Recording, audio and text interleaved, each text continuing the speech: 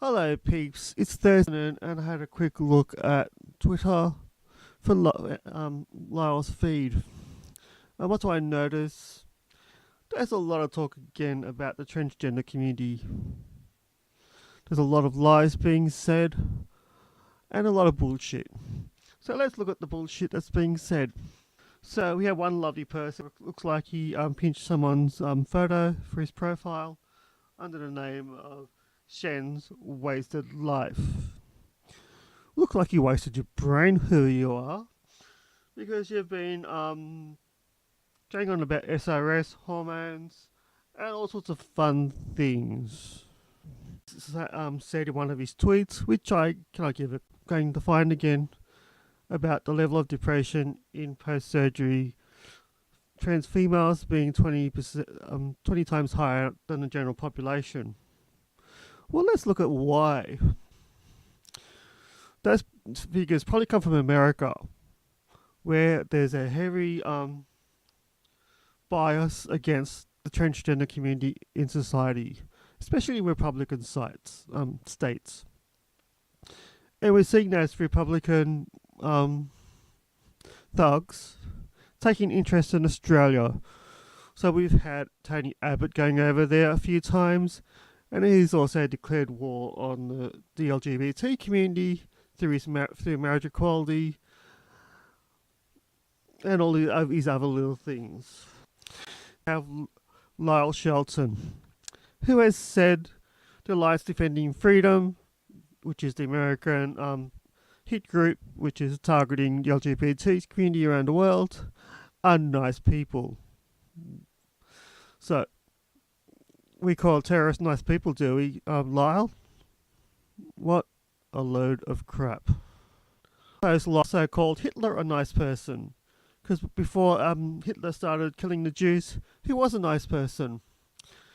He brainwashed the Germans like Lyle Shelton and the Christians are doing to the Australians.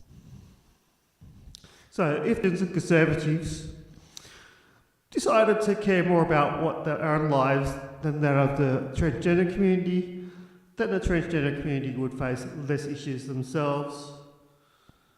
At the end of the day, the Christians are just wasting their time. You're talking out of your bums. Just grow up. You can't even deal with your own pedophilia in your church. Like, seriously, how much effort did it take to get that pedophile protector in Adelaide dismissed? And last I heard, he was still being paid.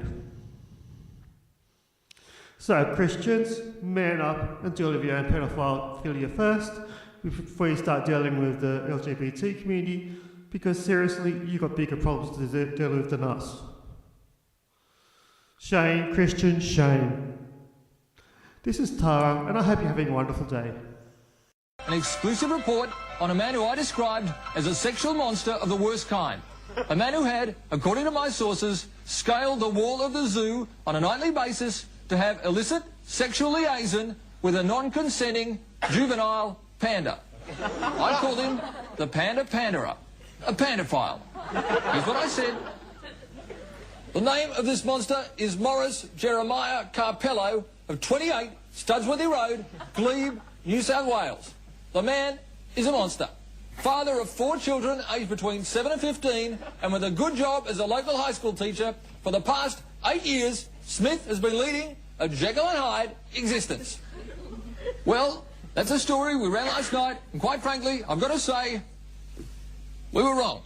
Unfortunately, our researchers picked the wrong Mr. M.J. Carpello.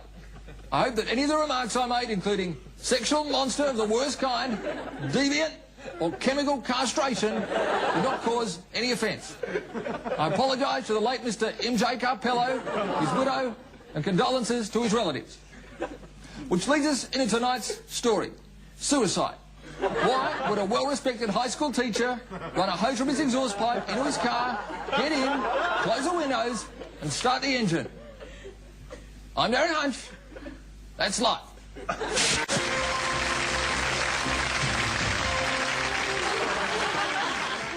In the universe, I'm Darren Hunch. Imagine, if you will, the following scenario. A man goes to a doctor, specialist doctor, let's say an ear, nose and throat specialist doctor, to get advice about a prominent nasal area, problem area on his facial region. Ordinary patient, ordinary bearded patient, let's, for the sake of anonymity, call him Mr. Television. Doctor advises Mr. Television that he should have a simple nasal operation. That's right, a nose operation. Operation on the nose, the nasal area. All right so far. But do you think this doctor, this so-called man of medicine, this medical practitioner, do you think at any time he tells the poor, innocent patient about the side effects of the operation? The simple side effects, like, for example, that after the operation he's going to have to wear bandages on his nose for 6 weeks? Right, big prominent bandages on the old proboscis that highlight the fact that Mr. Television has had a nose job for 6 bloody weeks. Everyone's staring at your hooter with jokes like you had to have the nose job so you couldn't smell your own show, and why didn't you go into Bob Hawks and get it done for free? Very funny. 6 long weeks. What happened to medical responsibility? Whatever happened to the hypocritical oath? Shame. Nasal practitioner's shame. I don't hunch. That's noses.